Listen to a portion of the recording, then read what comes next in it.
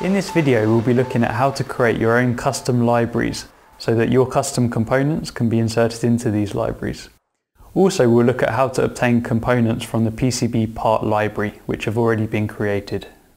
Next, we'll be looking at creating your own custom library. As you can see, I just clicked the book symbol, which brings up different libraries. At the moment, I have the Design Spark library selected on components. But there are actually different parts of this components. We have schematic symbols, PCB symbols, and then component.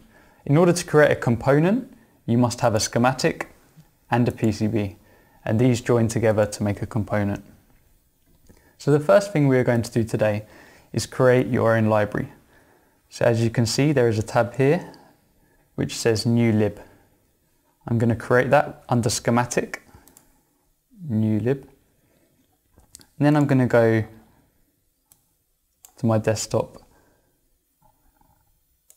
and you can create a new folder. I've done one here, which is my first lib, and I'm going to call it SCHlib. And save that. Yes, I'd like to add it to my list of folders. And there we have it. This is our own schematic library where we can keep our custom components in. Next, we're going to go ahead and do the same for PCB. So under the PCB tab, I'm going to select New Lib and then save it in the same folder.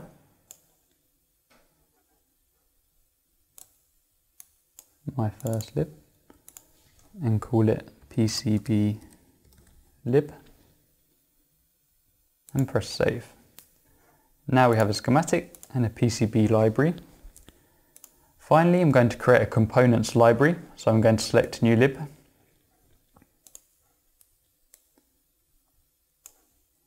in the same folder. I'm going to call it comp lib. You can call it whatever name you feel necessary. I can press save now.